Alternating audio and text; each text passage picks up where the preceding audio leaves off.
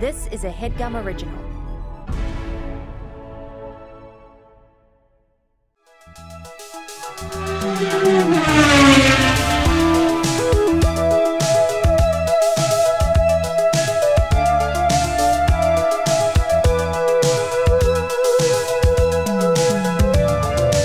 Vroom, vroom. Beep, beep. Welcome to the pit wall.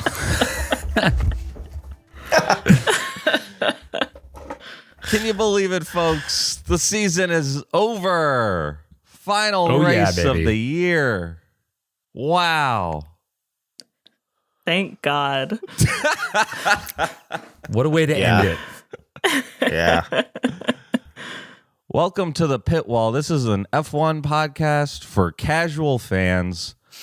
I'm your podcast principal, Casey Donahue. I'm joined by Andrew Pile Up.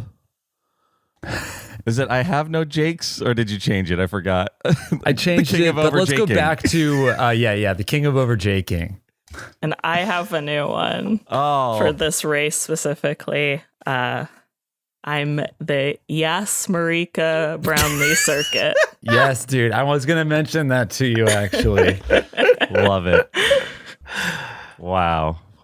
This whole thing takes place on Yas Island, right? Doesn't that sound really like a reality show? Yeah. It was the Abu Dhabi Grand Prix, the final race of the season. What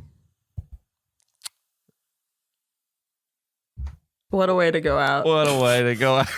Sure. With a slightly boring race. Yeah. This was It was much like the season. lukewarm. It was like, it wasn't exciting in the front, and then some kind of cool stuff was happening behind Max. Mm-hmm. Yeah. Yeah. Truly a race for second. Yeah. The whole thing. Literally. Yeah. I also felt like it would have been boring if there hadn't been so many battles. Like, the only thing that redeemed it was how many battles were going on at every single point of the grid otherwise. I thought the tire strategy made it kind of exciting to watch too. Just like waiting to see if anyone's one-stop strategy would, be as bad as Vettel's. But it turned out to work. Yeah, it was truly a race not for casual fans. It was all about tire management. It's all about nothing casual about that. Yeah. I was thinking about that watching this race, and I was like, okay, we're going to talk about this race. I'm pretty bored watching this. Nothing real exciting is happening. A lot of guys are getting lapped. But then I started to think about how getting into F1 this year, the more that I watched it, the more I was interested in everything else going on besides who was in first place. And that's the magic of Formula One. You're watching a car race, the results matter, but there's other fun stuff happening if you're paying attention. Yeah, I feel like last year's Abu Dhabi race was a race where a lot of people that hadn't been watching tuned in because of how close the championship was. And that was the perfect race for new or returning people to F1. And this one was you kind of just had to know what was going on the whole season to actually get some enjoyment out of it. Yeah. But yeah, that being last said, one's it's almost never going to happen again, right? That it'll come down to the last race like it did last year. It seems almost, I don't know. Last I race, have not been watching F1 lap. Yeah. Drama. That, yes. We don't have to talk about last year. That was that'll never happen again, and it shouldn't have happened the first time. Yeah. Sky Sports loves to talk about last year. It's they really do. Yes, they really do. Many clips when they do the beginning of the race, and they're here's the circuit, here's all the turns. They were highlighting the turns and what happened last year at every turn. And I'm okay, all right, got it. Yeah, because sometimes that part is like they're talking about a lot of previous years and like big battles from previous years. And then this one was just like everything last year. But, you know, aside from the race itself, there were compelling narratives happening. There was a fight for second place. It was tied between Sergio Perez and Charles Leclerc. Very dramatically tied going into the race. Sebastian Vettel, his last race, and it was a lot of very charming stuff happening for him over the weekend. Danke, really Seb. Cool to see. Yeah, Danke, Seb. Yeah, it was kind of interesting how much stuff was pre-planned for Seb. And, you know, I mean, I guess it's because he's whatever, 4-time world champion, which are 3? 4. Did Four. Kimi Räikkönen get the same treatment last year? He didn't get like the predetermined donut time, for example, or like, I don't know if they changed the F1 intro for him. I don't remember, but I mean, I remember it said like, "We'll leave you alone now," which was funny. It said that in his car. But yeah, I bet he didn't want that. Maybe. I don't know. It's just like Danny's going. I mean, Danny's not a Danny's champion, also leaving. but Nicholas Latifi. Yeah. Mick Schumacher. I mean, I think that I was thinking about this too, but like with Daniel leaving, there's an assumption that he's just still going to be around the paddock. Like next year, he's like maybe going to be test driver for Red Bull, or reserve driver. So like, I guess they weren't going to make that big of a deal out of it. And then no one really cares about Nicholas Latifi, I guess. Yeah. There was Nicholas a great moment. him. I think he left 2 or 3 years ago, but they still let him like race. And then, yeah, I thought the Mick situation was kind of interesting too. Especially because like he has such a close attachment to Sebastian Vettel, but like also is knowing that like he's leaving. It must have felt weird.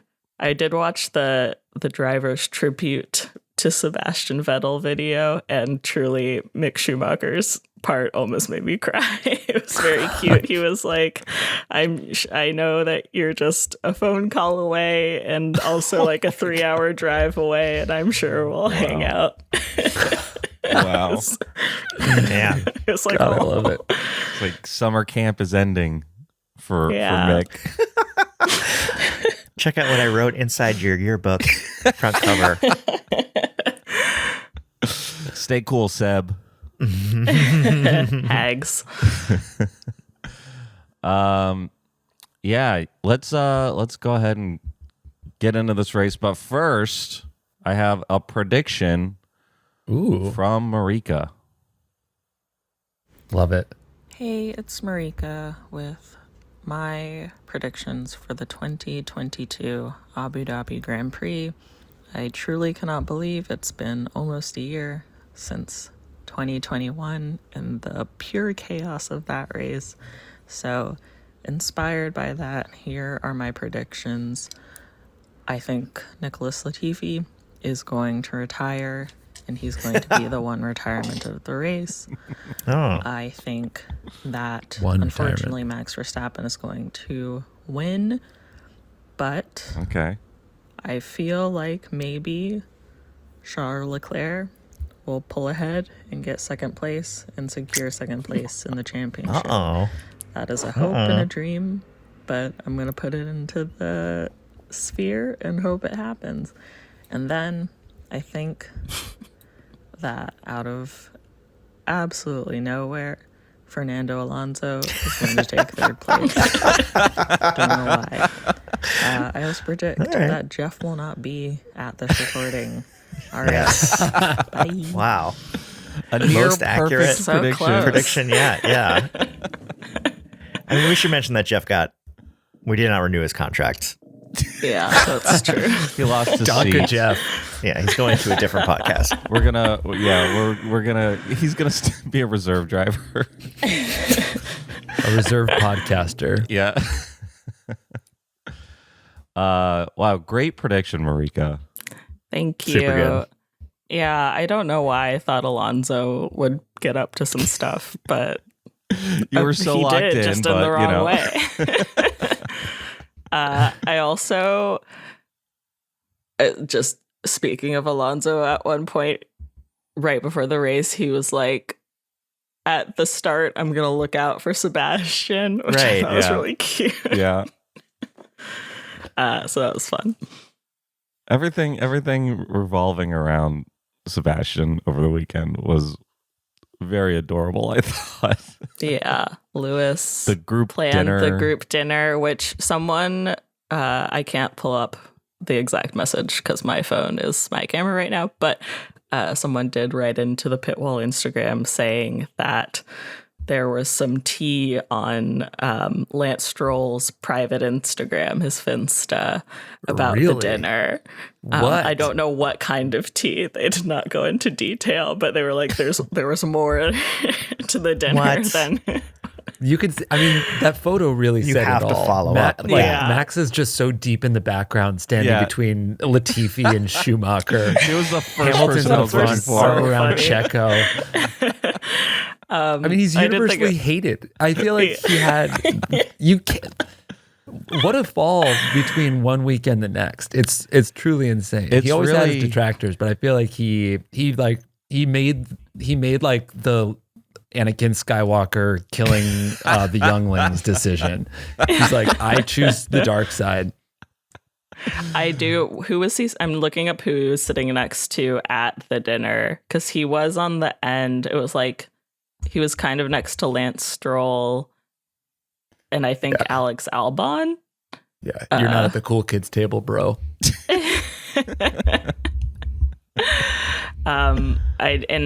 I did decide looking at that photo that I would want to have been sat between Hamilton and Carlos Sainz. I think that was the optimal because the problem Who was between them? No, it was them next to each other. But It's that's a new seat that Marika takes. Then I pulled up. But the only downside, which maybe it's not a downside, was that they were across from George and Latifi. But I kind of feel like Latifi would be a fun dinner party. Yeah, I mean, he has to be good at something. Yeah, I feel like he'd be a good a normal conversationalist type guy, maybe, hopefully, or either that or like the exact opposite and like rich and obnoxious. Well, that was something that Ted mentioned on his notebook after the race. Like, he was walking around the way he does. It's very chaotic. And he, gets to Williams and he's like looking for Latifi because he wanted to say goodbye, but he wasn't around. And so then he just started talking about like, he's a real nice guy. He's such a great guy. What a guy he is. Like, not even talking about his driving. I mean, he said he's no Max Verstappen in the racing department. but a wonderful man. So mean. But yeah, I believe it. What do you do if, I mean, I get that they're race car drivers, they're super rich, they can really do whatever they want, but like, if you're Nicholas Latifi, do you choose to go to a different motorsport, or do you just give, I mean, you reached F1, you kind of like topped out. You're not going to go back to like F2 unless you think you have a shot getting back in F1, but there's no way. Can they go back into F2? I could see Latifi going to Formula E, kind of like Giovinazzi. Yeah. But I don't know. Either that or, I mean, yeah, I can't imagine him doing like endurance racing, but who knows? Yeah, maybe he'd go to IndyCar. That'd be cool. I mean, he doesn't have to have a job. Right. That's also true. I mean, like a lot of these guys go to like Le Mans, they do like Le Mans stuff, or they do like rally stuff. Yeah. Like, I think Nicky is still doing rally cars. I could be wrong about that, but he was like a big rally car driver. Who? Wait, who left last year? That we were saying that he's like, leave me alone. Oh, Kimi. Yeah. Oh, Kimi Räikkönen. Jesus Christ. Cut that out. Kimi Räikkönen, I think, has always done a lot of rally stuff. I think he's still doing it. Yeah, that sounds right. But Räikkönen. Yeah, I don't know. I feel like I feel like more recent drivers that have left the sport have gone to like the Formula E or IndyCar. Just thinking of like Grosjean and I mean Kevin Magnussen did do Le Mans with his dad, which is cute. But yeah, I don't know. Yeah, it all depends on maybe he'll just chill out. Yeah, does he have the heart of a lion? Is he sitting Is he a on falcon? a yacht? Is he going to be happy sitting on a yacht, or is he going to have to be behind the wheel of some kind of car of a yacht? Yacht or not? It's up to him, and only time will tell. And as far as we know, this was his last race. So let's go ahead and get into it. We had 3 guys DNF. First one was Fernando Alonso. Second one was Nicholas Latifi, and the third one was Lewis Hamilton. Well, nice to see another Latifi DNF in Abu Dhabi. Some things never change. Traditions. Yeah. I love to see it personally. Was there a reason why he DNF'd? I mean, he electrical got touched problems. By electrical problems. Do you think it stemmed from the contact that Schumacher? Probably. Maybe. I mean, it was literally the last lap. It's like so depressing. I guess it wasn't actually the last lap. It says here that he was on lap 55. Yeah. But it was during the last lap. Synced spin. Did you see? Yeah, it was just like spin. Both of That's them. That's going to be in the Drive to Survive preview for 2022. Oh yeah. We're going to see that in the teaser. We're going to see that in the trailer. Mm-hmm. We're going to see it next year at Abu Dhabi. Yeah.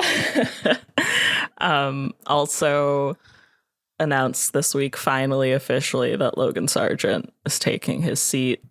So there is an American on the grid in 2022. Yeah.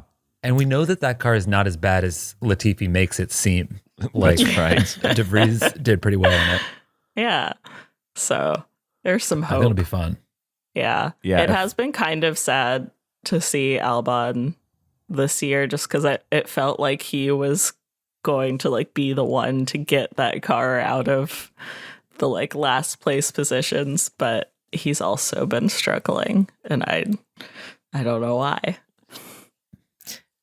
I believe Williams is in last place now in the constructors, right? Isn't that? And they fell from 8th last year. Yeah, I think so. Yeah, Williams ended up in 10th by a long shot. They didn't have a chance.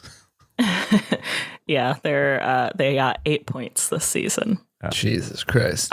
Yeah, I think they swapped with Haas, who I think is now 8th. They did. Yes.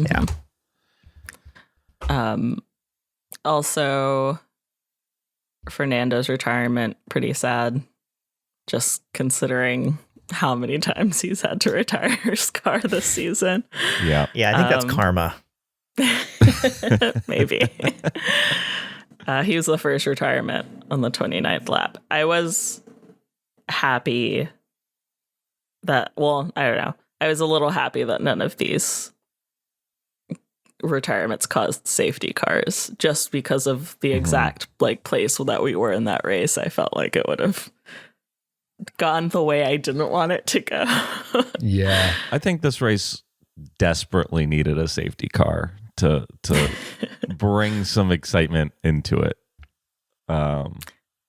It definitely would have brought excitement, but my little heart couldn't handle it. Yeah, I honestly was excited throughout this race. I felt like I was on the edge of my seat, like not wanting anything to go wrong. Yeah, so sure. It didn't feel like a super boring race to me, even though not much happened.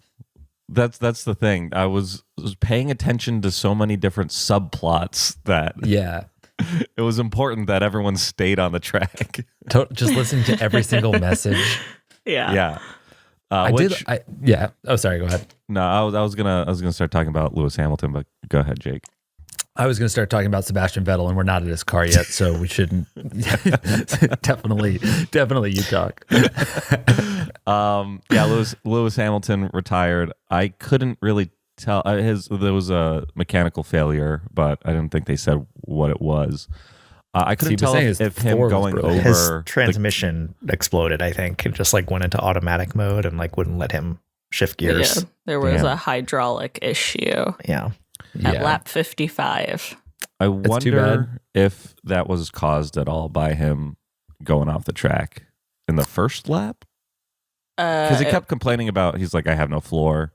Yeah.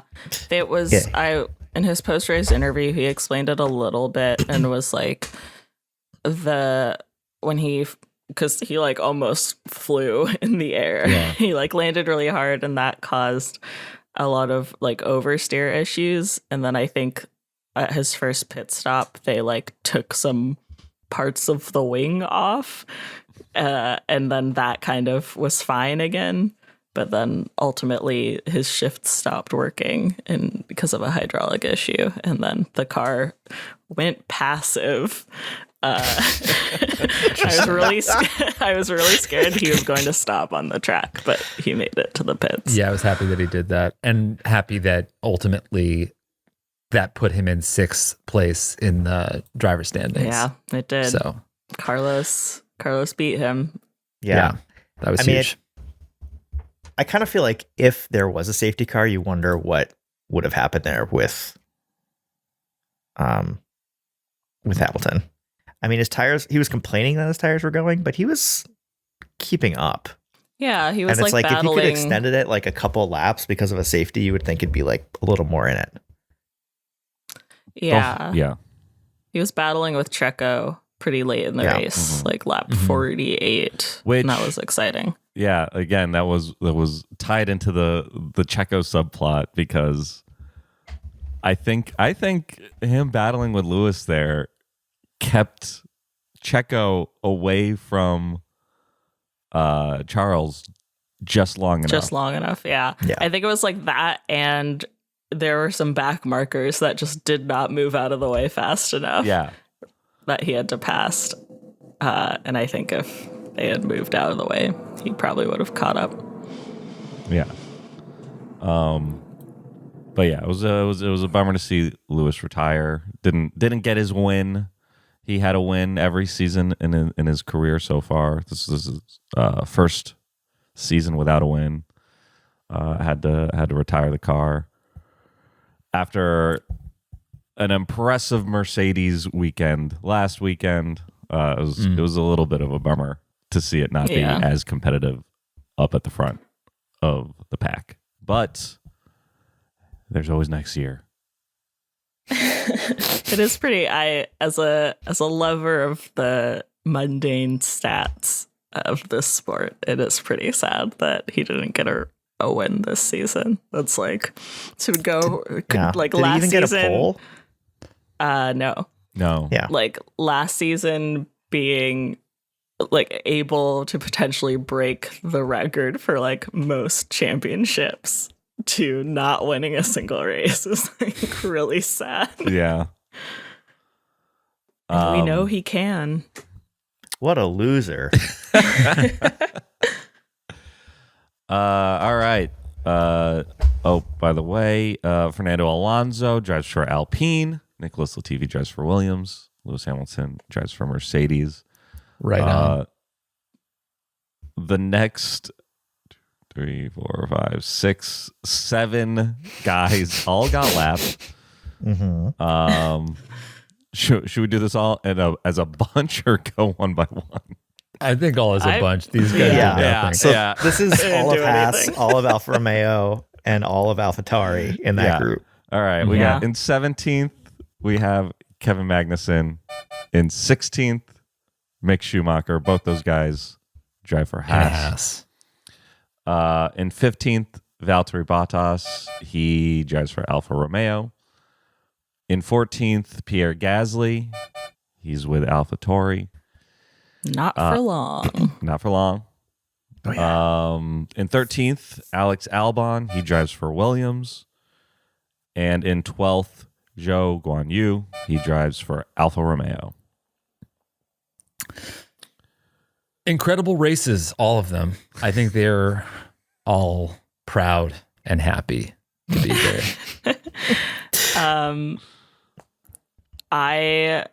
Well, I will say, okay, the only like thing of note that I had written for any of those people was that Mick got a 5-second penalty for his collision with Latifi, which we already talked about, obviously. I will say that someone else wrote into the Pitwall Instagram about Pierre and the theories behind like all of his license points and everything. And they proposed a pretty interesting theory that basically was like he sped in the pit lane in that other race to try and get points on purpose so that he would get a race ban for Abu Dhabi and he would like start over fresh points wise at his new team as opposed to having to carry those over. Which I kind of like. That's fun. And like the Checo crashing intentionally thing. I'm like, are these guys that smart? Maybe. I mean, I don't think they're dumb. I don't think they're dumb, but I also am like, he's got a team of people that could have persuaded him to do this too, maybe. I don't know. It's so ballsy to just intentionally self-sabotage for placement sometime in the future, or to just like get such a minor edge. I mean, you're literally crashing a $30 million car. Yeah. Yeah. Yeah. To be specifically this one, because it was just speeding in the pit lane, it was like the easiest way to get some license points without like any damage or issues. It's just like, oops, I accidentally, went too fast. Sorry. Yeah.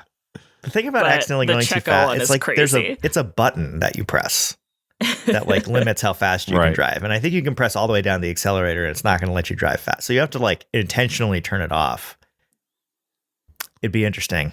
I like that theory. I mean, so is that what he did? I mean, he didn't get a race ban. How does one speed in the pit lane?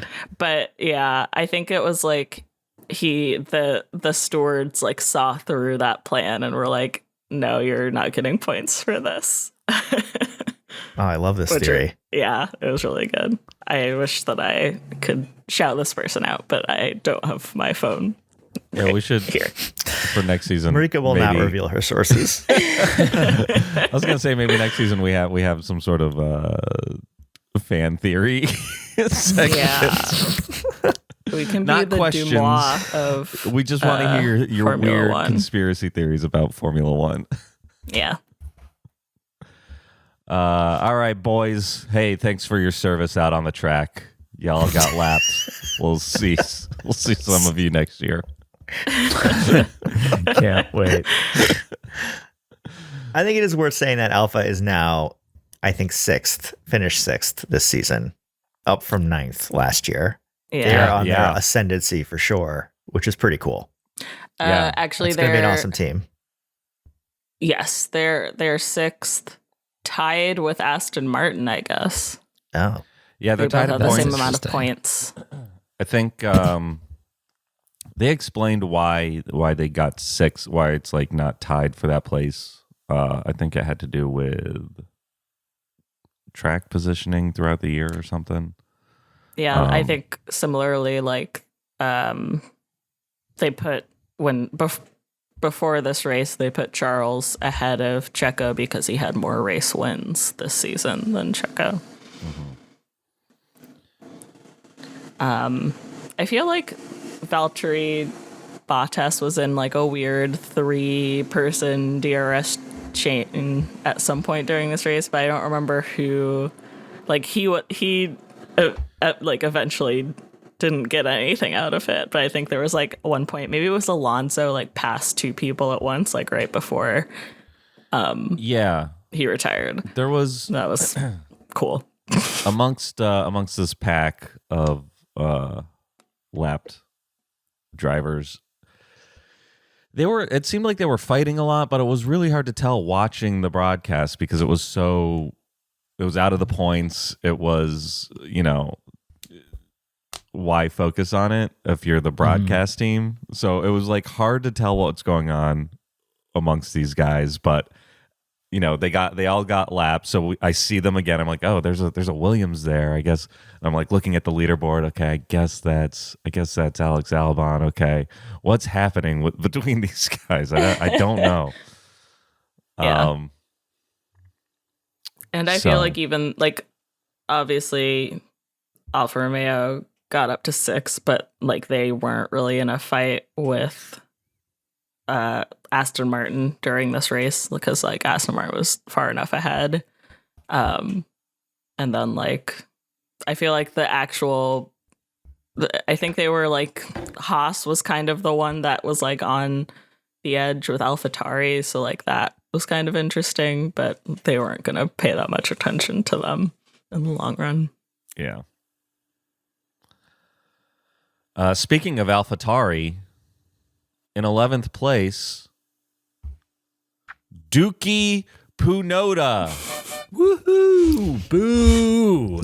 Yes. I don't know what Yuki did during this race, but I will say that he did put Gracie Pierre on his car helmet, which is cute. I'll miss he drove them for as a little Ferrari. pair. Maybe Yuki was like, it's an Italian team. But yeah, I'll miss them as a little pair. They were cute together. Is Yuki coming back? Yes. Yep. Wait, and who's joining AlphaTauri? Nick De Vries. Oh, that's right. Yeah, as he got carted as he was away. wheeled to their Was that was after the race, right? Yes. Yeah. Mercedes threw him in the water, in the pool, and then Zip took tied one of those him little zip on a tied tire him. cart. And Hannibal Lecter style, rolled him Interesting. down the pit lane into the Alpha, and then put him, I guess, just laid him down on the they just laid him down on the AlphaTauri floor. garage. That's really funny. It was really funny. Good. Also, a soaking wet Nick De Vries looks like a 12-year-old boy. Yeah, he's Yeah. I am excited because he is like also kind of a short king in tiny. terms of Him and Yuki together are going to be like, they're going to look like The tiny team. They're They're like going to race little Matchbox cars, I children. think. I love Nick De Vries. I'm so excited for him. Yeah, he had a highlight of the season. I thought was him getting behind the wheel of a car. So I'm excited to see him next year. Yeah. In 10th place in the points, the man of the hour. What the fuck? Sebastian Vettel. Donka Seb. yeah, Donka Seb. Donka Seb. It's funny what a that on his guy. last race, they would gamble with his tires like that. Like, do that with Stroll. Yeah. It was so funny to me that he's on his last race and he still can't be grateful over the radio. Like, one of his messages was just, how did we get this so wrong? Yeah, I was He's looking like at what I sitting wrote. 'Cause I'm duck. like, he had a really great like- quote. He's like driving Insane. around and he's like, it's his last race yelling at his team. How did we get this so wrong? But he like never, it truly sounds like a disappointed dad. Like he never actually like really yells. Like even in that other race when Lance went into him and he was just like, okay, like it really feels like disappointment. Yeah, he's checked out. Yeah. Yeah, it What a seems guy. like he's. Go ahead, Marika. I was just gonna talk about something that happened at the end of the race for him.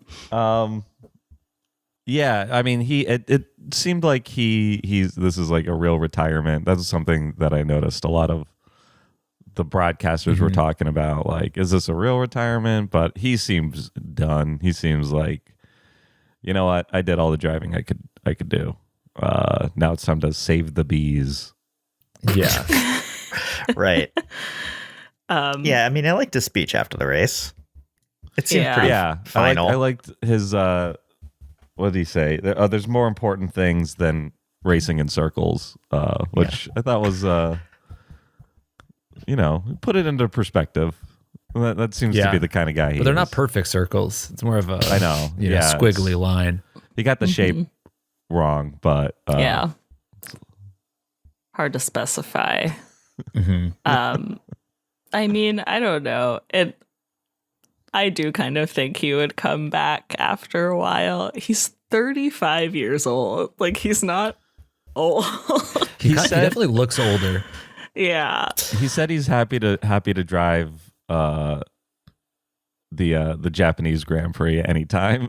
so maybe he'll come back for one more time in Japan. But hasn't he also said that if he comes back to Formula One, it would mean that he failed in other areas of his life? And I feel like saying that it's some kind of safeguard against that, like in 3 years being like, I miss it. Oh shit, but I said that thing. I called it stupid and said I would be a failure. Fuck. I told everyone to never let me do this.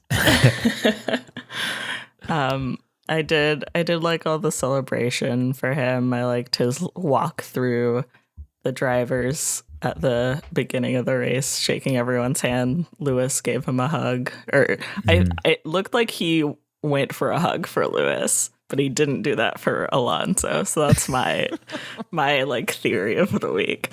I thought it was really cute. Also, they put his photo on his steering wheel at the end of the race in celebration, which I like that they can do. I like that they can just upload photos to their steering wheels and be like, push this button, like change your car to this mode, and it is a photo of him. His car's on fire. He's trying to put it out. What the fuck is this picture?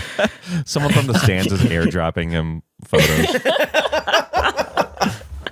That would be amazing. Yeah, I like that he got to go to the celebratory donut area. Huge for him. That was nice. I couldn't tell if that was planned or if he's like, I'm going to get in on this. Yeah, it was planned.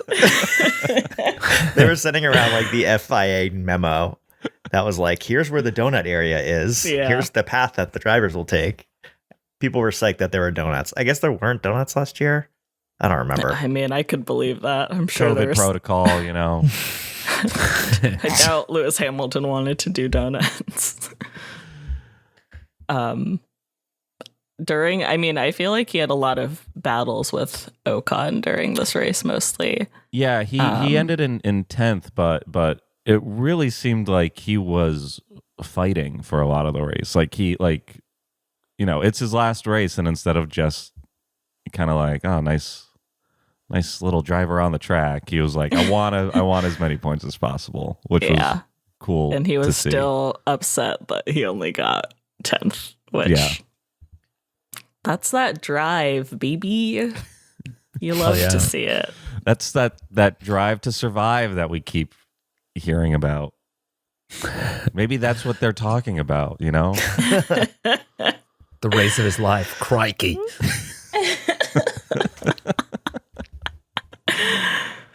Donkey Seb, have a good good summer. Have a good summer. Hags, Pause. Kit, and all the rest. See you later, man.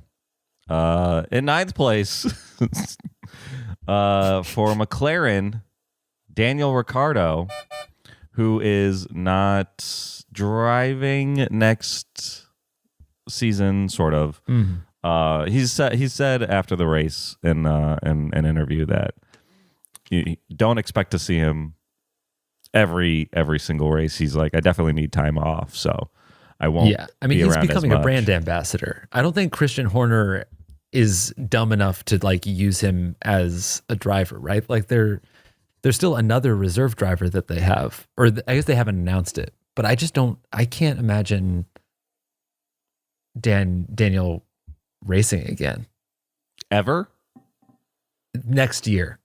Like, I don't know. I feel like Red Bull is too competitive to like, I mean, I guess they'll see how he's doing because he's going to be test driving and stuff. But I feel like it's more of it's like a media move. He's doing those like shows. He's going on tour. He's going to be photographed with a Red Bull.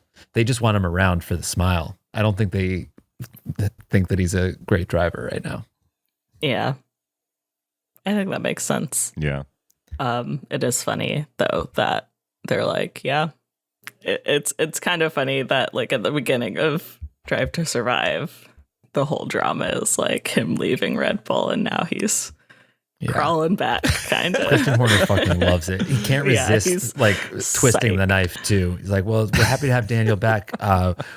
It was disappointing to see his season. It's like, Jesus Christ.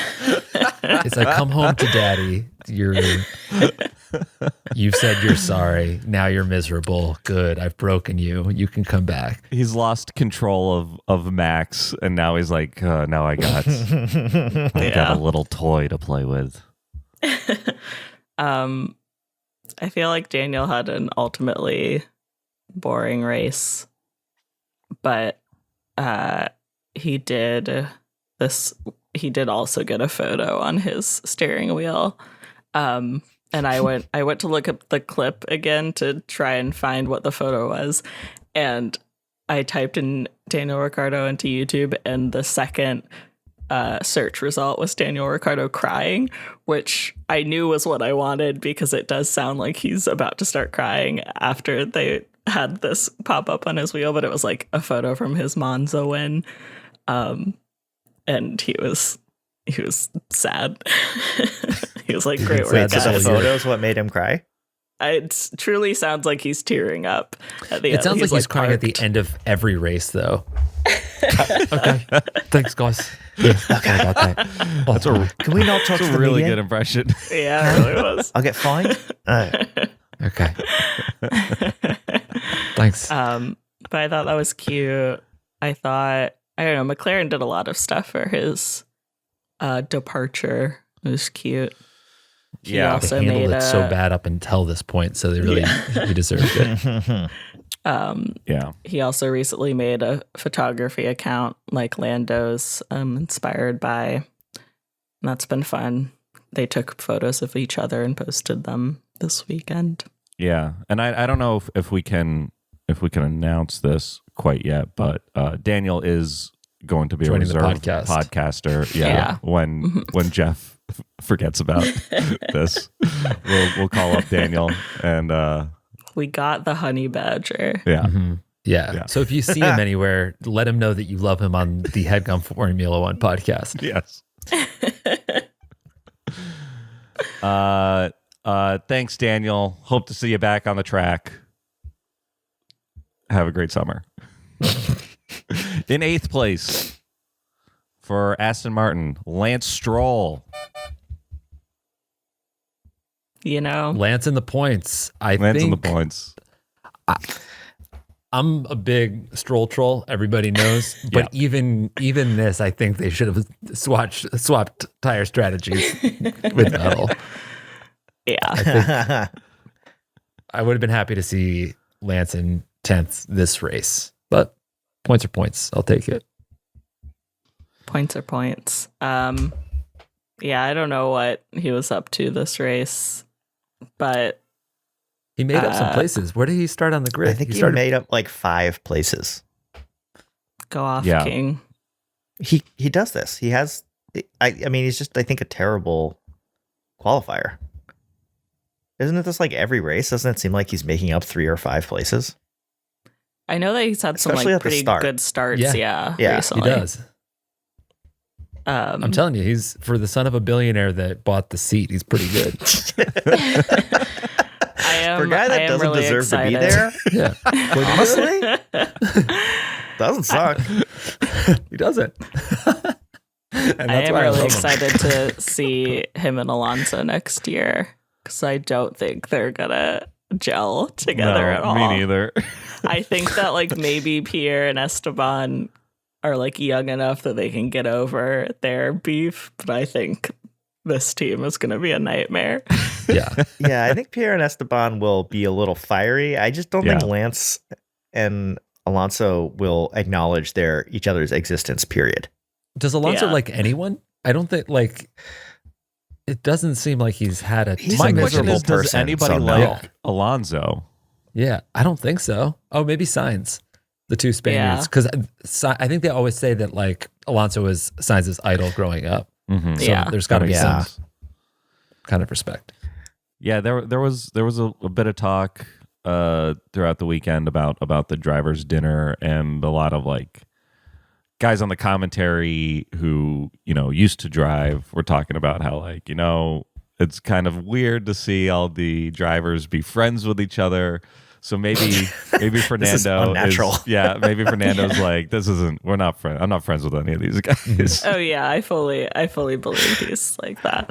I mean, I think that I think the person that he probably likes the most is Seb, and even that, like, they've been battling this entire season basically. Yeah, and their entire careers. Yeah. Which I think he probably equates to friendship. I think it's like he seems like a person that's like, if you're good enough, if I deem you good enough to be like a person that I battle with well and like cleanly, you're good. But anyone that like does something that he finds shitty, they're on his list. That's the vibe I get from him. Seb is retiring and he's like, we got to make way for younger drivers, a new generation. And who takes his seat? Alonso. The oldest person in the entire grid, the most miserable son of a bitch. Who already retired, who doesn't want new people, like it goes along with his whole vibe. Who insults people that watch the new fans of the sport. Yeah. He doesn't even like them. He doesn't like us. Yeah. No, he would never be on the show. He'd hate our podcast. Fernando, if you're listening, DM us. We'd have you on in a second. Yeah, in a second. Whatever it takes. We love you, man. Yeah, we actually like you. It's fine. I said you were going to be on the podium. What were we talking about? We were talking about Lance. We were talking about Lance, move on to Lance Stroll. I'll say the only highlight I have for Lance Stroll was in Ted's notebook after the race. He was just kind of like standing in the background, talking to a few people, and then like there was this one guy, like Ted's walking around looking at his notebook, like, okay, and then they had it was a 2-stop race and blah blah blah, and then I'm watching in the background like this guy slowly approach Lance trying to get a picture with him, and like Lance can see him walking towards him and he's got his phone out and but he's like still talking to these other guys, and like there's this look on his face like, okay, this guy wants a picture, but he's taking forever to come up and ask for it. But like, when like, you know what I'm talking about. You're like talking to someone and someone else comes up and he's just like, okay, well, I'm waiting for you to initiate this. But he took forever. It was very funny to watch this like little human interaction in the background. It's funny to think like all of those people are VIPs. I know, status. Like it's really they're all millionaires waiting in line to get a picture with the billionaire's son, who's also like a billionaire. 24. Which honestly is like the most Formula One thing. Yep. that could happen. All right, next on the grid in 7th place for Alpine, Esteban Ocon. Good Alpine, on him. Yeah, good finish. Yeah, they did it. They finished 4th. They beat McLaren. It did seem like he was gaining on Lando by the end, but didn't quite have what it took to pass him. Mm-hmm. And that's all that I noticed outside of his battles with Seb. I mean, him and Lando were a full like 30 seconds behind the top 5, so it was just kind of the two of them. Yeah. Battling it out for a while. Oh, he did have a good Instagram post this week, and I will try to look it up. It was just a good caption. Talk amongst yourselves while I look for it. I'm trying to think if there's on Esteban. If I had any highlights for him, but yeah, he's one of those guys that wasn't a subplot I was paying attention to in my favorite TV show, Formula One. Yeah. Didn't get a ton of coverage. I can't find it. I do feel like he's been doing more. It was I found it. it was a reel, a little video that he posted on his Instagram, and he said some content from Brazil. Nice. Wow. That was worth it. That's really good. I can't wait for him to join the podcast. Yeah. All right.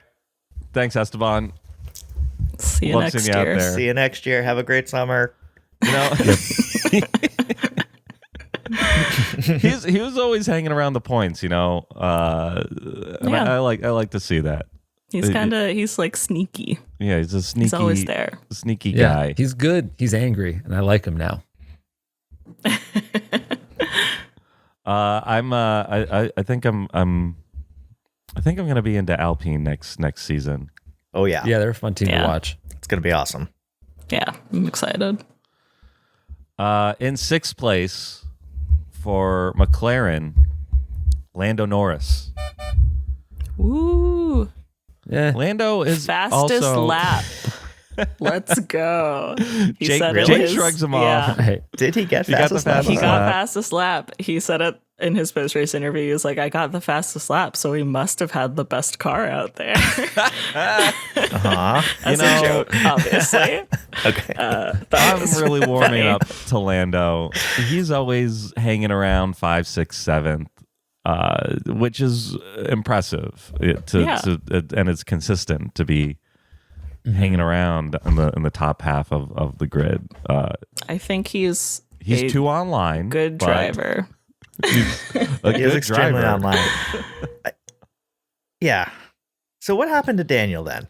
Did he just is the car in the middle between these two? Is it actually like is the performance closer to what Lando does or closer to what Daniel does? I think Lando. Yeah, I think it is a. So I don't mean- what happened to yeah. Daniel Ricciardo? I think Seriously. he just didn't vibe with the car, right? Like it Yeah. wasn't his driving style or something Yes. like that. That's what at least that's what Daniel said.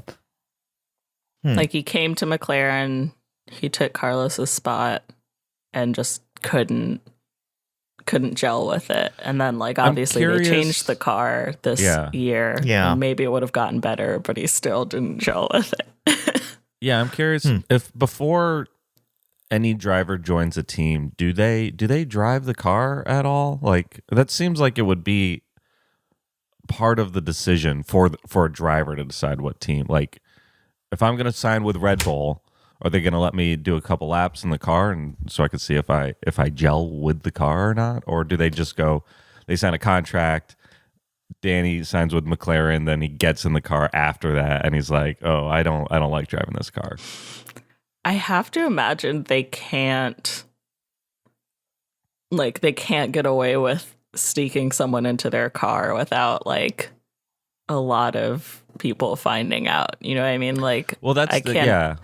But I wonder if they do like the simulator or something. Which Interesting. who knows how much that actually helps. Right. I mean, Look, it's any of the drivers coming up, they all seem to do like free practice sessions with like a ton of teams. Mm-hmm. So it seems like that's definitely part of it is like, I think that they don't necessarily do it with a ton of teams. I think Nick de Vries this year was kind of like a crazy, like an exception. yeah. Yeah. But I think like if like for Formula 2 drivers, they do have one team that they're kind of like the test driver for, and they have to do a certain amount of FP1s for some license points, and then they help out with the simulator and that sort of thing. But I don't know if they skip around a lot. It also probably depends on if they're actually a reserve driver for a team. Like I think like technically Nick de Vries was a reserve driver as opposed to like, I don't know, Fittipaldi or whatever. I don't know if he would have Literally been. never heard that word before. He's the grandson of Emerson Fittipaldi, Pietro Fittipaldi. Why he's didn't in you say Haas. that? Of course, obviously. He's great. Love him. But yeah, I don't know. It's interesting. Yeah, I do think going back to Lando. I think that he is actually a good driver. I think he seems like the kind of driver, I wouldn't describe him as aggressive, but like he makes like aggressive decisions, if that makes sense. Like he'll just go for it, but not in the same way Max does, where it's like, you know, if I go for it and you crash, I don't care sort of vibe. He's just like he's brave. He's a brave little boy. Yeah. It's got the kind of like tactical mind of Max with less of the kind of murderous undertones. Yeah. Yeah, and you know, I think that makes him a little bit more boring than Max. I think he's Max, just speaking of murderer. Yeah.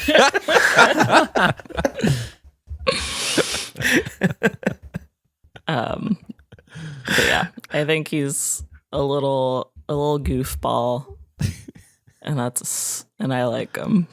That's my Lando pitch. No, look, I don't want all these guys to be exactly the same. I like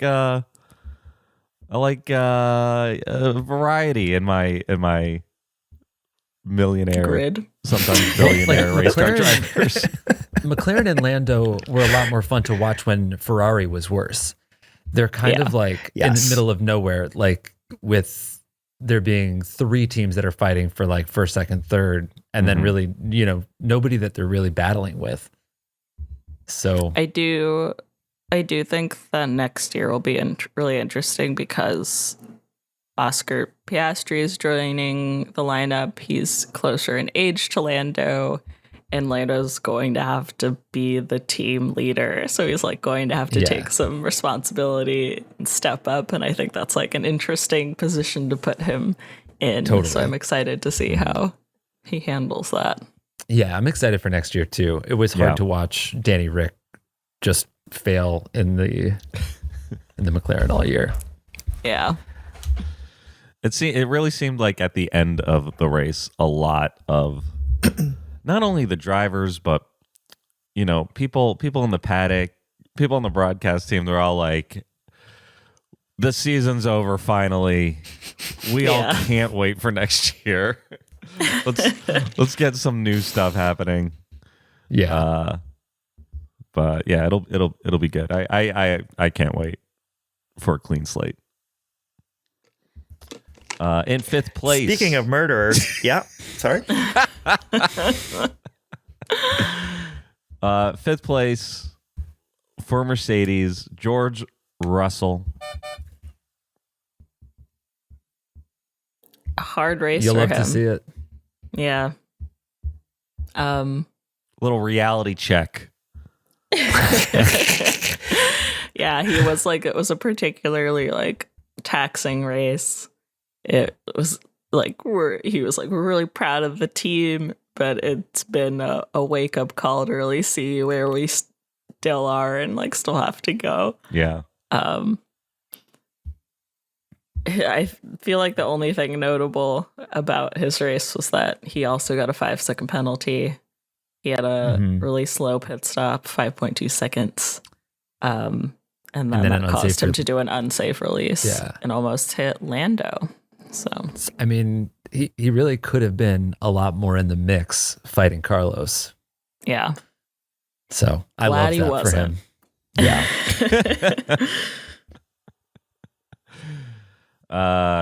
Real frustrating weekend for Mercedes. And I bet Toto was like, man, I should have taken off this weekend instead of last weekend. Yeah, right. It would have been weird to take off the last race though.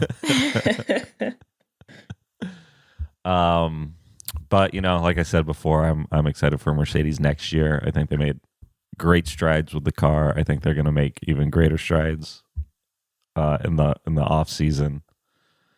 And if I'm wrong, then whatever.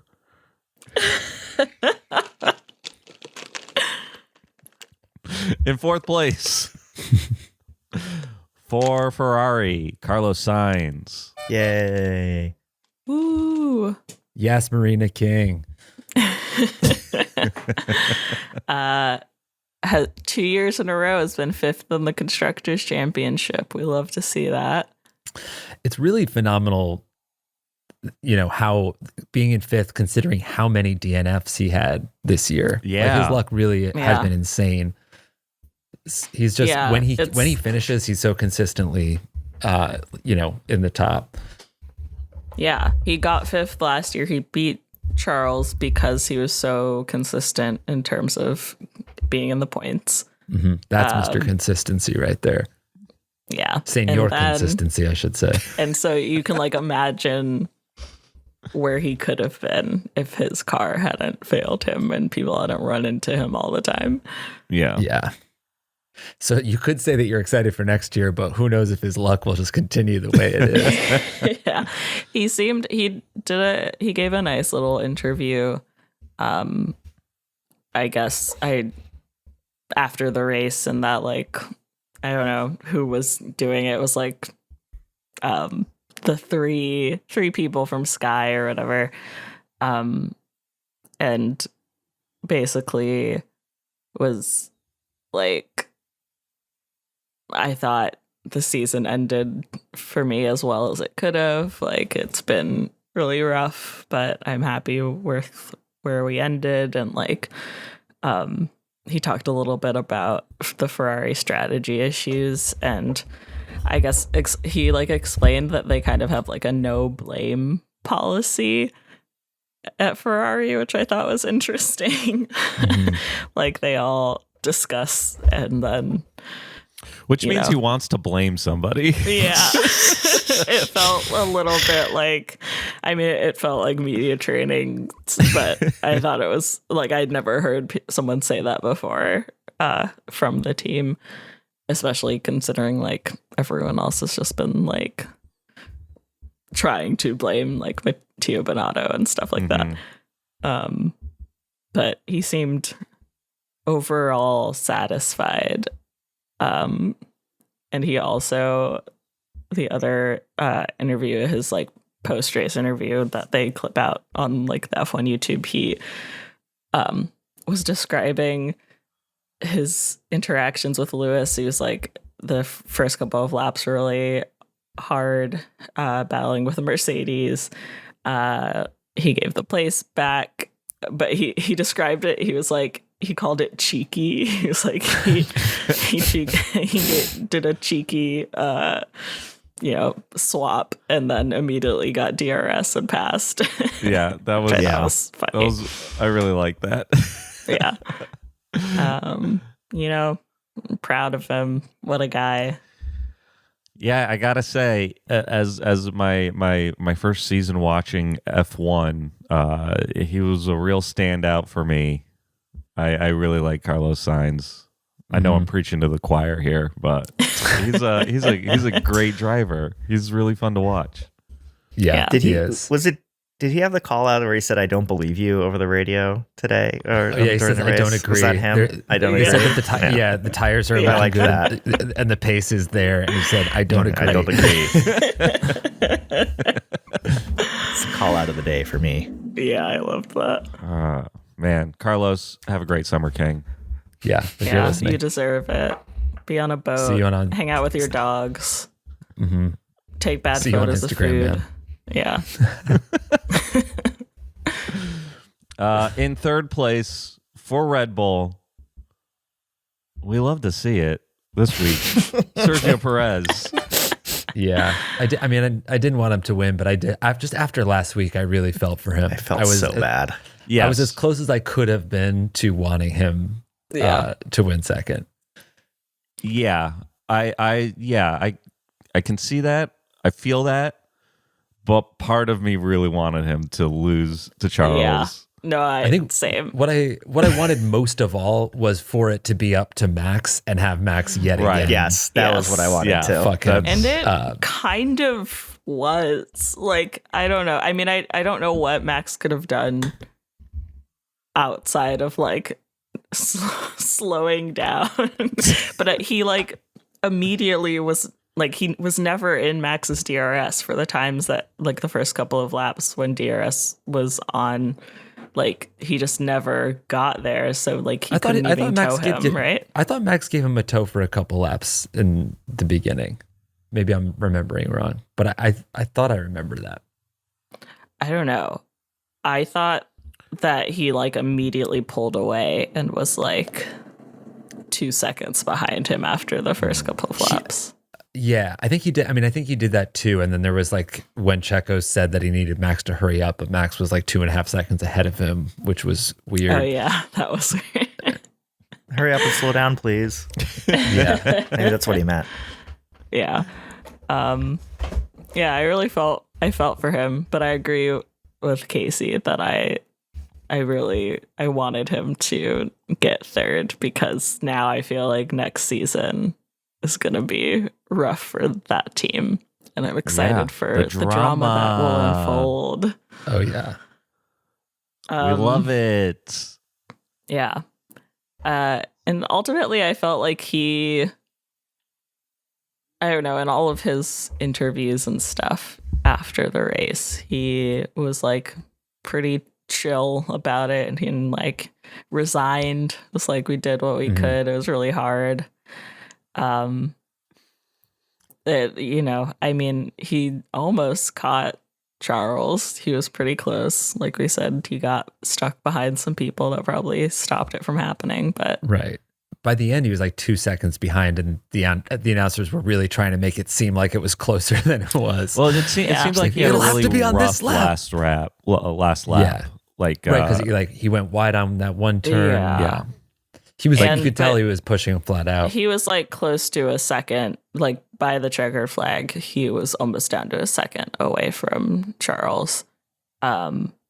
I think his issue was like a strategy issue during the race, and they thought that he was going to be on a one stop during a second stint, and then eventually they didn't do a one stop. So yeah, there was a little bit of talk after the race about how Ferrari thinks they tricked Red Bull into making it a 2-stop race for Checo, which, you know, okay, if yeah, it's fun that Ferrari thinks that they outsmarted someone other than themselves. For once, it was kind of weird.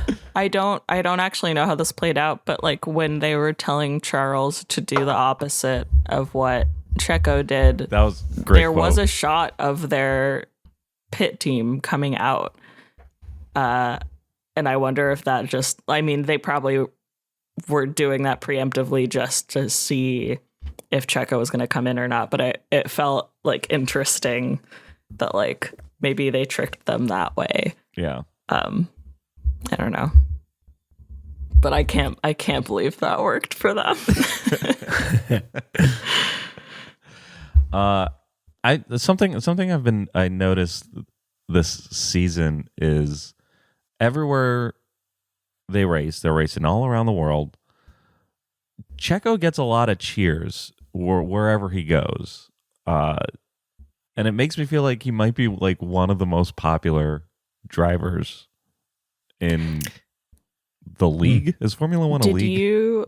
I think Red Bull is really just the Yeah. popular Red Bull's team. really popular, but they go crazy for. I mean, in Mexico they obviously went crazy for him. He's got a great nickname. When they were in Vegas, like people were going crazy for him. Well, they love Red Bull in Vegas.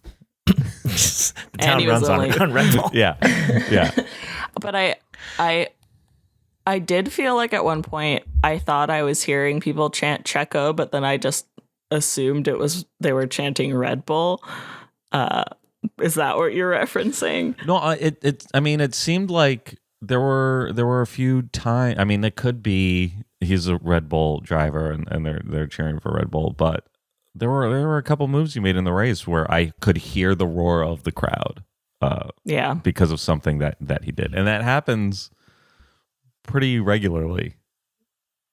Yeah, I will say I think that anytime something happens in front of a crowd, maybe Jake, you'll agree, like anytime there's something remotely close to happening by us in the stands, we lost our minds. Okay. They cheer anytime the cars go around. Everyone's just looking for a reason to cheer. Got it. Yeah. Like in Canada, towards the end of the race, when Carlos was kind of gaining on Max, literally every single lap, everyone cheered when Carlos came because it seemed like he was getting closer. I mean, people and clapped it was like in Austin a stand for of Latifi. everyone. It just sounds like you don't want to admit that Checo's popular. Yeah, what's going on here? Man. Oh, crowds are idiots. They don't know what they like. No, I'm saying it's just like the vroom, vibes. It's the good vibes. Yeah. They do want to see cars go vroom vroom. I'm dying to get to at least one race next year. There's 3 in America. Vegas seems like a long shot, but We just have to plan. Yeah, we got to plan it. I was looking at Miami Grand Prix tickets. You could there are some that I saw that are like $150 just for the race day, and I'm like, okay, For a grandstand or for general admission? I think it's grandstand because it was a section on the Game Time app where I buy all of my tickets. Of course. For events. But it's like in a weird, the seats are, it's a seat. It's not just like general admission, but the seats are at like, I don't know which turn. It's one of the final turns, but They did add a new like grandstand to Miami recently. Maybe it's okay. And it seemed like it was at a weird place. So yeah, where Just these a folding chair on the overpass. these $150 tickets, which would be one of the more expensive sporting events. I mean, I've been to World Series games for like $200, and now I'm like, what's the worst seat I could get for $150 at an F1 race? But it's like at a turn that's after another turn and goes into another turn. So it would just be the slowest part of the race. Yeah. Of all these guys going around. yeah. As slow as possible. And I'm like, is this going to be worth it? Maybe it would be. I don't know. I'm thinking about it. That's pretty cheap. I think that's like you would.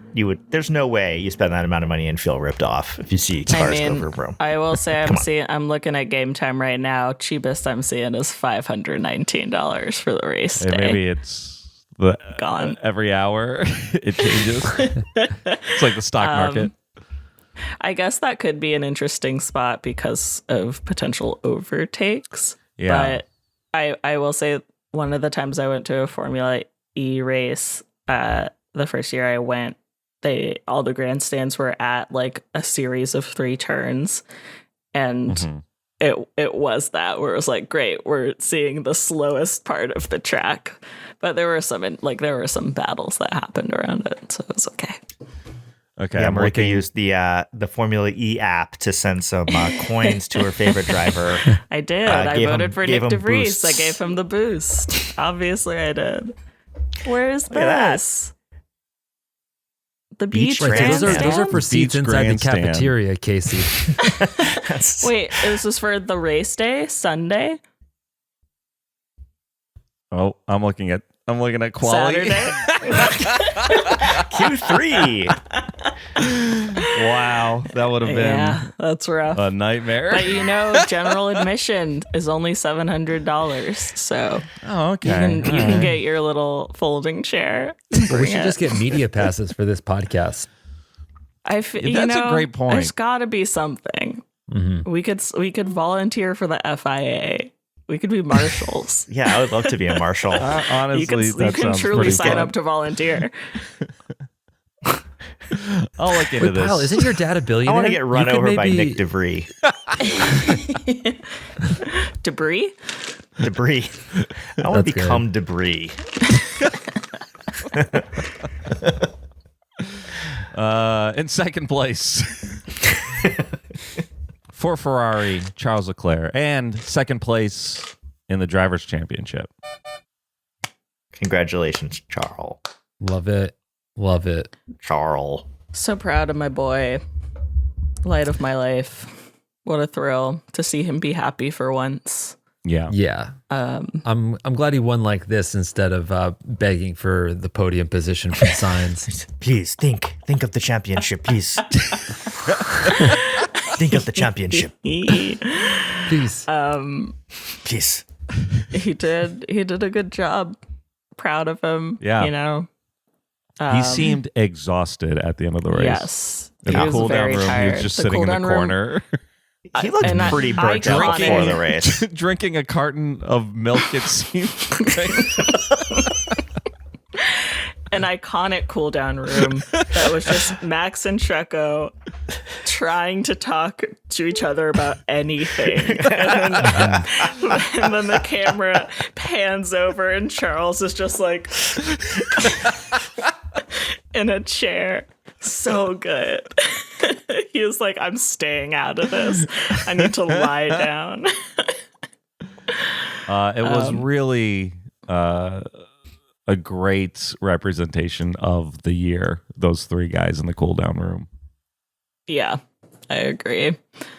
Yeah. I'm ultimately happy for Charles, but it shows how, you know, how crazy this season was, that like in the beginning they're like, this is the new battle this season, Charles versus Max, and then in the end it's just like he was so happy to get second. Like his first is like, you can't even Nowhere dare to close. dream of first. Yeah. Okay? Over 100 points behind. Yeah. I mean, but Crazy. it is like, I don't know. He had the most pole positions this season. He had 9 pole positions. Yeah. He He had had a couple DNFs that were like driver error. Like there were, Yeah. or maybe just that one where he just like spun out and crashed. There were a few times that you saw it slipping away. Yeah. Yeah. And it wasn't just because the Ferrari car was bad. Yeah. Yeah, and I'm very curious about what Ferrari will be like next year. I mean, they he got second place. Where did they end up in the constructors? Did they get? They They're got second. second, They're second, yeah. which is like a sort of a return for Ferrari to be in second place. Yeah. But I don't know. It feels like Mercedes got their shit together, over this season they've gotten it more together, and I feel like everyone's like Mercedes and Red Bull are going to be competing again next year, and not really talking about like and Ferrari also. It feels like they got second, but they feel like a third place team, which is a weird vibe. Yeah. Because they almost blew it. Yeah. I think it's because of that and just like remnant from last year too. Yeah. Yeah, I mean, I Ferrari did kind of get it together at the end, at least with the strategy part. They didn't apparently make any huge strategy blowups in the past 3 races that I can remember, but they've plateaued at like a low level. Let's see if they can pull themselves back up next season. It's like it seems like Mercedes has all the momentum right now going into the off season, and like with what they're going to try to do with the car and stuff. And Ferrari, like, the car's good, but the team is just like, is the team capable of actually putting together like enough races, enough good races to actually, compete at the highest level? It's like still unclear. But like if you look they're at, not blaming each other, guys. That's the thing. They're not. But you look at like 2021. Maybe they should be. The jump that they made from where they were to now competing at the top, they're capable of making those jumps. So Yeah. Yeah, but you couldn't drive the Mercedes-Benz car like for the first half of the season. Like it was physically injuring people to just be in it. I remember watching Lewis get out of the car like holding his back. Like that was your biggest competition. Like as long as you could put together a car that didn't passively injure your drivers, you would get second place in this. But at the beginning of the beginning of the season, they were more competitive with Red Bull too. Yes, that's true. Yeah. I have high hopes for next season. I think it'll be a lot more interesting if there's three good teams at the top. That's going to be absolutely sick. Yeah. A lot to be excited about in 2023. Charles, thanks for a fun season. Get some rest. Have a great summer. And in first place for Red Bull, Max Verstappen, who gives a shit. Most hated fucking man in the world right now. My notes just say bye because he disappeared and we never saw him again. He was so far ahead. It was like he was just driving. It's whatever. He wasn't racing it's like, anybody. Who cares if your tires are bad? Whatever. And he still found stuff to complain about. Like, yeah, of course. Dude, he's so good at being performatively supportive of Checo from 8 seconds in the front. Yeah. It's like, how's Checo doing? Fuck off, bro. At the end, he was like... He's got it written on his like, hand so he remembers to ask. Yeah. He was like, and Checo, where'd he end up? And they were like, he's third. And he was like, oh, okay. He's pumping his fist and saying on the radio, that's too bad. All right. Great season, guys. Dude. Sucks. It was really funny after last week that all of this drama happened and then a full GQ profile of him dropped, which I don't know if you read. His face is on the cover. Yeah, Mad Max. Really? Yeah, he's on the cover of GQ. Man. That's cool. January 2022 issue. Athlete of the Year is what it says. He is the athlete of the year, I think, not the person of the year. No. It's an interesting, I think it's a very favorable profile. And it talks a lot about his father and their relationship kind of I think like through his quotes, it comes out as a very like folksy childhood. Like my dad and I got a van and got like 4 go-karts and just drove through the night to Italy for karting championships and all this kind of stuff. And it's like, oh, maybe I'll read it. You saw every gas station along the way. Learned what you can eat at a gas station when you don't have any money because your dad left you there. He's like, he ultimately did come and pick me up. I did call my mom because she left the karting championship later, but he did come back. He's like, I know how it sounds, but I'm glad I was raised this way. I needed to be raised this way. I was the kind of person that needed this. It's like, okay. I was a bad boy. Spoiled I will. brat. The best part, I'll just read the last paragraph of the profile because it's so funny. It says, he's talking about like, he likes, they get into like the Netflix stuff. And he's talking about how he likes other documentaries. And it says that he grew up in a room like a lot of kids with pictures of cars on the wall. He had a life-size cardboard cutout of his dad from his F1 days, but no posters of other drivers, of heroes. I never really had someone that I looked up to. Like, I really want to be like this guy or whatever. I just wanted to be myself. That works the best. If you start copying people, you can only be as good as them. You cannot be better. This is an insane man. Why did he have a cardboard cutout of his dad? That's crazy. That's really fucked That's up. all I have to say about Max. Have a bad summer. See you next year. His whole thing with the media too, like leading up to this, where he was just like, "You guys, you're printing all this bullshit, but like we talked it out." And we sorted it out and we're moving forward. And they're like, oh, what did you guys say? It's like, well, I'm not going to talk about it. It's none of your fucking business. Right. If you have some kind of like information that you feel like vindicates you in the media, fucking say it, man. Yeah, all he keeps saying is, I have my reasons. Right. You know, I have my reason. We talked about it, and I have my reasons. I told them my reason, and everybody is moving forward. It's like, all right. Do you want to tell us like your reason? Red Bull are you good being a fucking villain? Red Bull definitely has like a full blame culture. They have to. Yeah. It's got to be exact opposite. You only get to be the best if you blame everybody else. Yeah. Hey, that's the Abu Dhabi Grand Prix. We're gonna rate it. If we like it, it's a push. If we don't like it, it's a box. I said it was a boring race, but there was a lot of fun stuff that happened. But the race itself was still boring, so it's a box. Yes, it's a box for me. I don't remember that much about it. Yeah. I thought it was a great race. It's a push for me. I thought the Hamilton floor incident, the George Russell 5-second penalty, Carlos nailing fifth in the Drivers' Championship. Yeah. Charles getting second. I think it was a thriller. I loved it. It was a push for me. Because I liked how many battles were going on throughout the like. It always felt like something was actually happening, even if it was like the last positions, and so that was fun.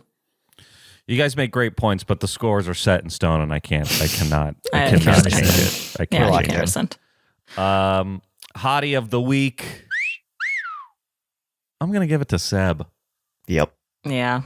Donka Seb. He deserves it. Donka Seb. I'm going to give it to another guy going out, Latifi. I thought he looked really handsome in the driver's dinner photo. Aw, that's nice of you to say. I'm a stylist. I'm going to give Hottie of the Week to Seb as well. You earned it, King. He earned it. Yeah. Great vibes. Little bitch of the day. Oh, actually, wait. I'm going to give Hottie of the Week to those planes. That flyover was dope. That was a great flyover. Hot planes. That was cool. The United States, take note. Yeah. That's how a flyover's done. Yeah. Are flyovers common at like all sporting events? Like, have you experienced one before? I've experienced a few. I've experienced with several. Like the colors and everything. They don't do colors. Smoke. Yeah. Oh. And with two planes like circling around the others. I was like, they did it at Le Mans. They did a flyover at Le Mans that did have smoke, and I was really excited. And they also had some some jumpers from the planes. Wow, that's cool. But that was the only time I've ever like experienced the colors. Yeah, you know what? The flyover. Hottie of the week. Yeah. Mm-hmm. Mm-hmm. Little bitch of the day. I'm gonna go with Max for this GQ article. I'm having trouble absorbing all this. I'm kind of trying to read it on the side, and it's bothering me a lot. I was gonna say I can't believe this is how I'm ending the season. Is reading this. This week there wasn't a whole lot of little bitch behavior, but I'm gonna give it to Max one last time. Yeah, I'll go. Little bitch of the season for me. I also have to run, so you guys close out the episode without me. But Max, have a good summer. Have a good summer. Have a good summer, everybody. Follow me on Instagram. Follow me and Carlos Sainz on Instagram. Let them know to check his DMs. All right, later, everybody. Later. Bye. And you know what? Gone like Seb, just like that. Retired from the show. Like that. Crazy. Yeah. I think my little bitch of the day. I think I also have to give it to Max. I was trying to think of anyone else, but ultimately, the gold helmet, just the gold helmet alone put me in such a bad mood right at the beginning. I know I talked about it last time, but I hate it. I don't know. It's just like why are you celebrating? Like, it's been decided. It doesn't matter. He's the best driver in the world. Oh my He's God. allowed to celebrate. We just don't have to like it.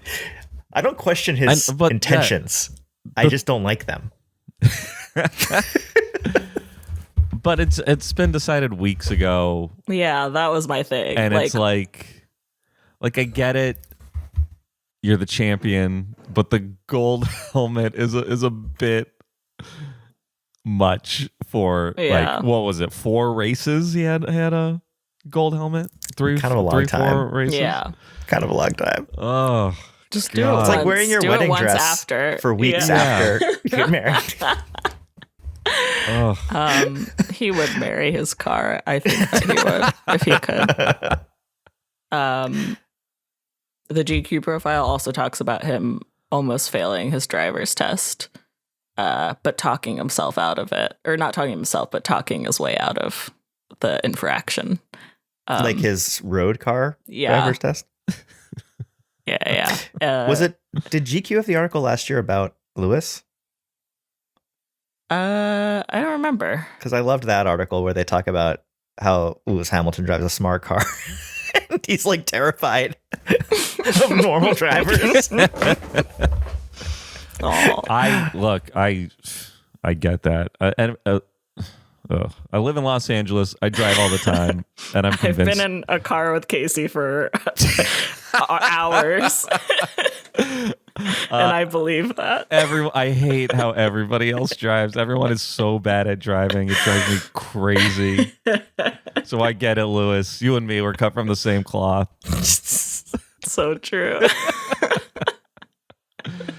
What a season. Here's how everything shook out standing wise. In the driver championship, first place Max Verstappen, second place Charles Leclerc, third place Sergio Perez, fourth place George Russell, fifth place Carlos Sainz, sixth place Lewis Hamilton, seventh place Lando Norris, eighth place Esteban Ocon, ninth place Fernando Alonso, 10th place Valtteri Bottas, 11th place Daniel Ricciardo, 12th place Sebastian Vettel, 13th Kevin Magnussen, 14th Pierre Gasly, 15th Lance Stroll, 16th Mick Schumacher, 17th Yuki Tsunoda, 18th Zhou Guanyu, 19th Alex Albon, 20th Nicholas Latifi, and 21 Nick DeVries, and 22 Nico Hulkenberg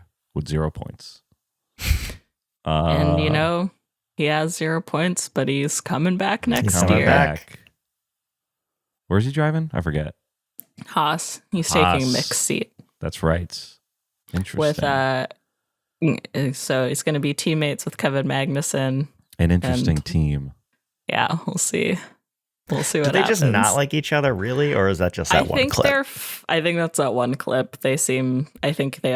The media also asked Magnussen about it, and they've cooled off. But it was a race where Magnussen hit Hulkenberg, and he flipped the car fully flipped over. Was like catching fire, and then Hulkenberg goes up to Magnussen during an interview and is like, the most sporting driver of the year. And Magnussen is like, suck my balls, mate. Beautiful. Perfect. On camera. Incredible. And it takes him a 1/1,000,000th of a second to come back with that. Mm-hmm. He's like, not even like, oh, are you okay? Or like, sorry about your car. He barely turns around to look at him. Incredible. So good. So I'm excited. I like Zero Nico Hulkenberg. Haas rules. I love Haas. Haas is gonna be amazing. In the Constructors Championship, Red Bull in first, second Ferrari, third Mercedes, fourth Alpine, fifth McLaren, sixth Alfa Romeo, seventh Aston Martin, eighth Haas, ninth AlphaTauri, and 10th place Williams. And that's the season. Woo. We did 2022. The high highs and the low lows of Formula One racing. I'm so glad that I got into Formula One this year. I love it.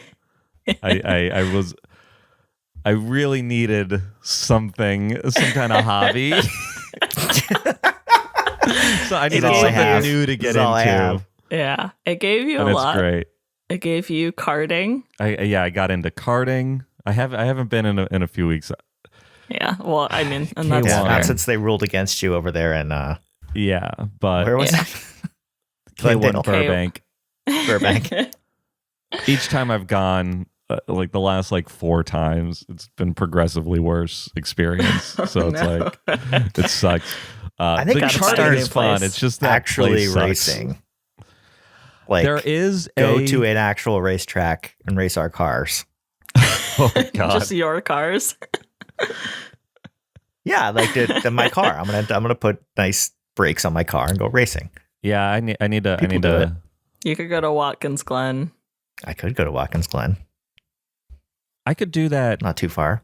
around. Like there's a few tracks here in California, and There's some of tons. them like you can bring your car in and drive. But Track day. what am I gonna bring my daily driver onto the fucking racetrack and Yeah, why man. not? go into the wall? And it's like, oh well. Well, Well, go to the one where they filmed wasn't F9, the Fast and Furious movie that has like a whole opening part at a racetrack, right? Yes, California? Yes, I think that Go there. knowing that film series, I would say that was Long Beach, if I had to guess. Long Beach is like the big track. That's like the IndyCar races in Long Beach. Mm-hmm. But there are like smaller tracks around. There's one track. A friend of mine is trying to get me to drive a demolition car, and I'm like, maybe. I mean, they also have like, I don't know. I mean, maybe it's only for rich people, but like they have like like you can drive actual cars. It's very Nicholas expensive. Holt is driving for Ferrari. I'll look into yeah, it. there are like driving schools, and there's also like you can also like rent a race car. Yeah. Yeah. My father-in-law has a friend who I don't know what class it is, but he like rented a race car, and I think it's like what the W series was driving, Oh. and it like comes with a mechanic. Like you rent this thing, it pulls up in a trailer, Interesting. and it comes with like a person and a race car, and that's like what you drive. I can't imagine how much money it must cost. Yeah, that sounds crazy. That would be insane. Yeah, anything like that I've looked at, it's like a few grand for like 12 laps or something. It's like, Let's do it. Fuck it. okay. We got to make this show. We got to Yeah. get some sponsors for this show. Yeah. Ferrari, we'd love to have you. You're out there. I do have a dream of us sponsoring like a Formula E car. I think that'd be really funny if we can get enough money.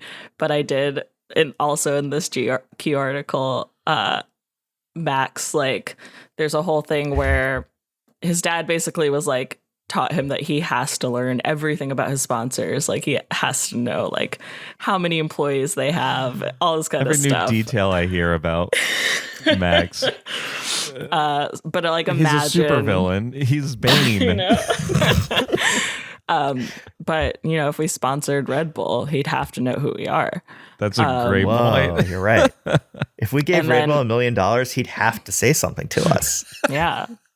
And you know, it'd be good to have that kind of villainy on our side, Yeah. inevitably.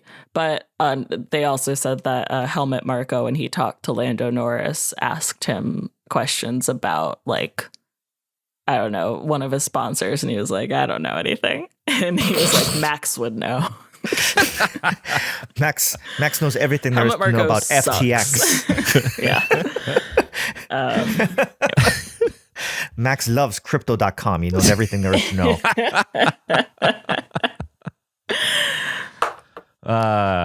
Great season. Really looking forward to next season. We're going to take a break until next season. We might come back, maybe. I don't know. We don't know. Maybe. We don't know, but I don't would know. like to. Depends like if you to. still like F1, I guess. Yeah. Which No, I think mean, we like, will. yeah. We'll talk about next season. I think that is in the plans. We're in negotiations. but in the off season, you know, we might be Yeah. dormant for a bit. We'll see. Maybe it'll pop back on. Talk about karting. There's stuff. Yeah, there's stuff I'd love to talk about. Obviously, there's Drive to Survive. Yeah. Would love to watch this weird Formula One romance series that I found and discuss that. I think that would be really I don't funny. know what you're talking about. Yeah, I like one day I just found a romance TV, like a Netflix, but for like romance books turned into television shows, and there's one about a Formula One romance that I think is going to be really bad, and I really want to watch. Yeah, that sounds great. You know, there's lots to talk about. Yeah. We'll see what happens. In the meantime, if you are listening to this podcast, you can watch it on YouTube, on the Headgum YouTube channel. If you're watching this, you can listen to it wherever you get your podcasts, Apple, Spotify, and please leave a 5-star review on those apps for us. You can follow us on Instagram at PitwallPod. You can follow us on TikTok at PitwallPod.